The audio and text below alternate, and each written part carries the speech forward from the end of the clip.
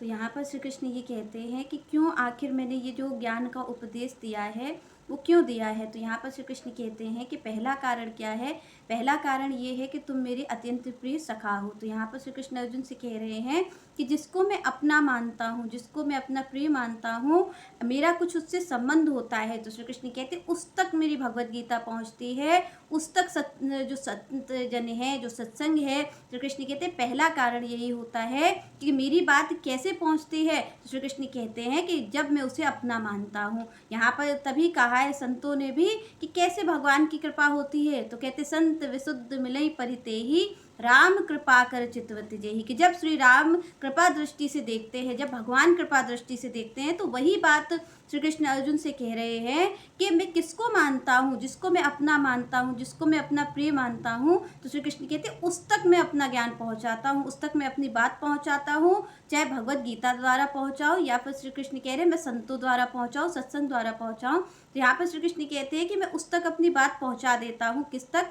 जिसको मैं अपना प्रिय मानता हूँ, जिसको मैं अपना मानता हूँ। और दूसरी बात यहाँ पर श्री कृष्ण ने ये कही कि गीता कहने का क्या कारण है। तो श्री कृष्ण कहते हैं दूसरी बात ये है कि मैं हित के लिए कहता हूँ। यहाँ पर श्री कृष्ण ने अर्जुन से कहा कि मैं इसलिए, मैंने जो तुम्हें ब्रह्म ज्ञान दिया है और अब मैं तुम्हें परमात्मा का ज्ञान देने वाला हूँ, मतलब मेरी भक्ति कैसे की जाए। श्री कृष्ण कहते हैं मैं इसको बताने वाला हूँ। अभी मैंने उस ब्रह्म की प्राप्ति कैसे की जाए, उस निराकार ब्रह्म की प्राप्ति की कैसे जाए। श्री कृष्ण कहते हैं कि मैंने उस पर चर्चा की थी, अब मैं चर्चा इस पर करने वाला हूँ कि जो सगुण ब्रह्म है, जो सगुण भगवान है, उसकी प्राप्ति कैसे की जाए। तो श्री कृष्ण कहते हैं कि उससे पहले मैं ये बताना चाहता हूँ कि मैं ये क्यों कह रहा हूँ। तो श्री कृष्ण ने कहा यहाँ पर दो कारण है मेरे कहने के। पहला कारण ये है कि तुम मेरे अत्यंत प्रिय सखा हो, मेरे मित्र हो। श्री कृष्ण कहते हो मेरे प्रिय हो। यहाँ पर श्री कृष्ण ने ये नहीं कहा कि तुम केवल सखा हो, श्री कृष्ण कहा मेरे प्रिय सखा हो, यानी मैं तुमसे प्रेम करता हूँ।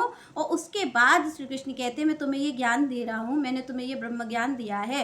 तो श्री कृष्ण कहते हैं मैं क्यों दे रहा हूँ, तो इसके पीछे कारण श्री कृष्ण कहते हैं मैं तुम्हारे हित के लिए कर रहा हूँ, मैं तुम्हारे लाभ के लिए, तुम्हारा अच्छा चाहता हूँ, क्योंकि तुम मेरे हो।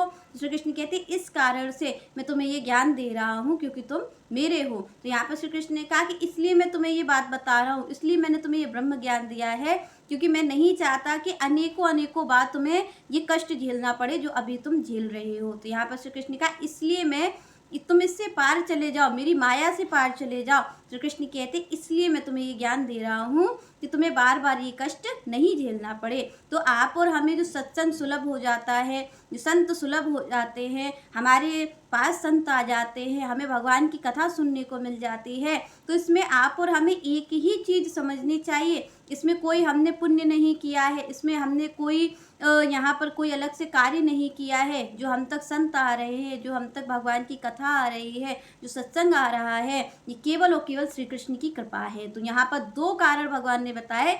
पहली कि अगर आपके जीवन में संत आ जाए, आपके जीवन में सत्संग आ जाए, भगवान की कथा आ जाए, तो आपको ये समझ लेना चाहिए कि भगवान से आपका संबंध है, वो उसी के संबंध को ही निभा रहे हैं, उस संबंध को निभाने के लिए ही वो इस क्रिया को कर रहे हैं। तो यहाँ पर श्री कृष्ण ने कहा कि भाई पहला कारण तो ये होता है कि अगर मैं किसी को अपनी प्राप्ति का मार्ग बता रहा हूँ, तो श्री कृष्ण कहते हैं वो निश्चित रूप से मेरा प्रिय है, मैं उसे जानता हूँ, मैं उसे मानता हूँ, मैं उसे प्रेम करता हूँ, तभी अपने संत जनों को, अपने सत्संग को, अपनी कथा को उस तक पहुंचा रहा हूँ। और क्यों पहुंचा रहा हूँ, क्या कारण है इसके पीछे पहुंचाने का, तो श्री कृष्ण कहते हैं हित कारण है, क्योंकि मैं चाहता हूँ कि उसका हित हो जाए, क्योंकि मैं चाहता हूँ कि उसे ये जो अनेक अनेक कष्ट वो अनेक अनेक जन्मों में लेता है, श्री कृष्ण कहते हैं इस पीड़ा से मुक्त हो जाए, हमेशा हमेशा के लिए उसे मुक्ति प्रदान हो जाए, वो इस कष्ट से मुक्त हो जाए। श्री कृष्ण कहते हैं मैं इतना चाहता हूँ और इसी कारण से मैं ऐसा करता हूँ जिससे कि उसको मुक्ति प्रदान हो जाए, उसको कोई कष्ट न झेलना पड़े। तो श्री कृष्ण कहते हैं